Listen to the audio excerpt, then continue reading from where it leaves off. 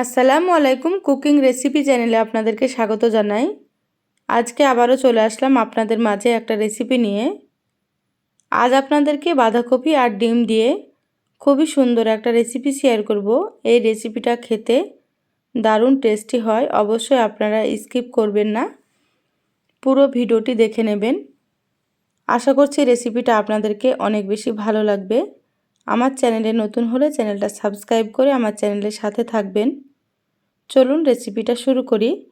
এখানে দেখুন আমি একটা বাঁধাকপির অর্ধেক নিয়ে নিয়েছি। তো এইভাবে আমি দু টুকরো করে নিয়েছি। তো বাঁধাকপিগুলো আমি ধুয়ে নিয়েছি। এবার আমি বাঁধাকপিগুলো কেটে নেব।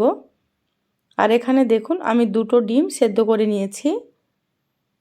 তো ডিমগুলো সেদ্ধ করে নিতে হবে। এবার আমি ছুরি দিয়ে ডিমগুলো কেটে নিচ্ছি।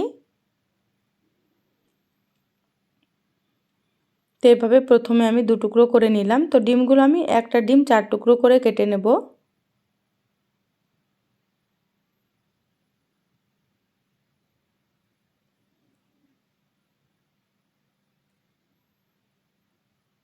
এই রেসিপিটা খেতে অসম্ভব সুন্দর হয়। আপনারা পুরোটা ভিডিও দেখে নেবেন। দেখুন একটা ডিম আমি 4 টুকরো করে কেটে নিলাম। তো এখানে আমার দুটো ডিমে 8 টুকরো হয়েছে। আর এখানে দেখুন বাঁধাকপি আমি কুচি করে নিয়েছি। তো যতটা সম্ভব বাঁধাকপিগুলো কুচি করে নিতে হবে। এবার একটা মিক্সিং বলে আমি বাঁধাকপিগুলো নিয়ে নিচ্ছি।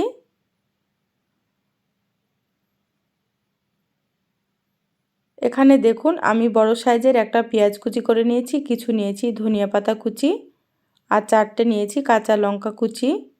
তো সবগুলো দিয়ে দিচ্ছি।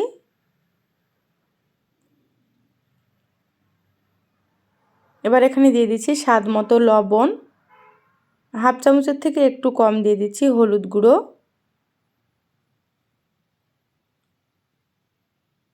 হাফ চামচ দিয়ে দিচ্ছি জিরে গুঁড়ো, হাফ চামচ দিয়ে দিচ্ছি গোলমরিচের গুঁড়ো, 1 চামচ দিয়ে দিচ্ছি ম্যাগি মশলা। ম্যাগি মশলা দিলে অনেক বেশি টেস্ট হয়, অবশ্যই আপনারা দেওয়ার চেষ্টা করবেন। এবার আমি হাত দিয়ে সবগুলো খুব ভালোভাবে মেখে নেব। তো সুন্দর করে চটকে চটকে মেখে নিতে হবে, তাহলে বাঁধাকপিগুলো খুব সুন্দর নরম হয়ে যাবে। তো দেখুন আমি চটকে মেখে নিচ্ছি। দেখুন অনেকটাই নরম হয়ে গিয়েছে, দেখে হয়তো বুঝতে পারছেন। এবার দিয়ে দিচ্ছি 3 চামচ ময়দা। তো এখানে আমি ময়দা দিয়ে দিচ্ছি, আপনারা চাইলে ময়দার পরিবর্তে বেসনও দিতে পারেন। আর দিয়ে দিচ্ছি 1 চামচ চালের গুঁড়ো। চালের গুঁড়ো দিলে খেতে অনেক বেশি ভালো লাগবে। খুব ভালোভাবে হাত দিয়ে মেখে নিচ্ছি। তো এটা যত সুন্দর মাখানো হবে রেসিপিটা ততই বেশি সুন্দর হবে। দেখুন খুব সুন্দর করে আমি মেখে নিচ্ছি।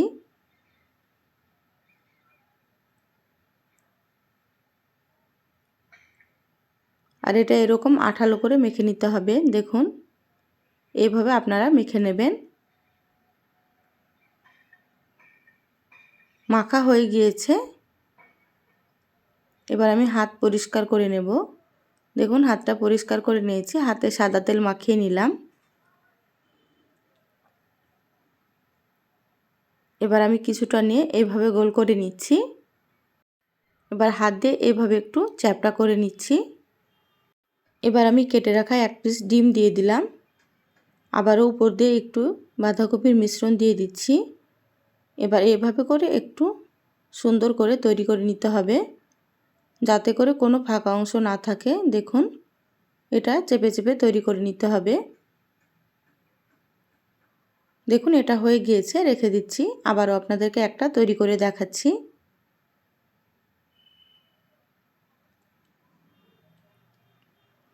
কিছুটা অংশ নিয়ে নিলাম, আবারও গোল করে নিয়েছি। আবারও 1 পিস ডিম দিয়ে দিলাম। আর এগুলো বানানো খুবই সহজ, আপনারা খুব সহজে এগুলো বানিয়ে নিতে পারবেন। আর খেতে অসাধারণ হয়। দেখুন এটাও তৈরি করা হয়ে গিয়েছে। বাকি সবগুলো একইভাবে আমি তৈরি করে নেব। তো সবগুলো তৈরি করা হয়ে গিয়েছে। গ্যাস অন করে ফ্রাই প্যান দিয়ে দিলাম।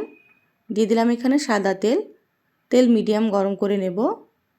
এবার একে একে নাস্তাগুলো আমি দিয়ে দিচ্ছি।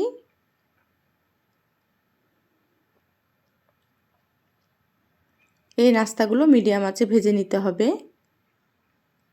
হাই হিটে ভাজা যাবে না, তাহলে উপর থেকে কালার চলে আসবে আর ভেতর থেকে কাঁচা থেকে যাবে। দেখুন সব নাস্তাগুলো আমি দিয়ে দিলাম। তো এই নাস্তাগুলো দিয়ে সঙ্গে সঙ্গে নাড়াচাড়া করা যাবে না। 2 থেকে 3 মিনিট মিডিয়াম আঁচে ভেজে নিতে হবে, তারপরে উল্টে দিতে হবে।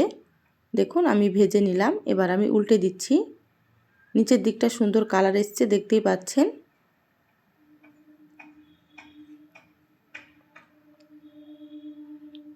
দেওয়ার সাথে সাথে নাড়াচাড়া করলে এগুলো ভেঙে যেতে পারে, সেই জন্য কিছুক্ষণ ভেজে নিতে হবে।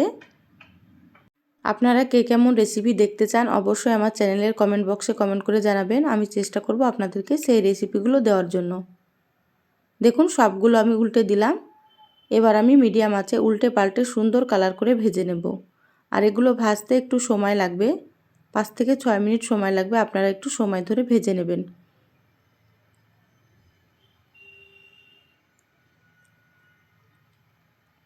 দেখুন উল্টে পাল্টে সুন্দর করে ভেজে নিলাম, আর কত সুন্দর কালার হয়েছে দেখতেই পাচ্ছেন। তো এগুলো ভাজা হয়ে গিয়েছে, এবার আমি তেল ঝরিয়ে তুলে নেব।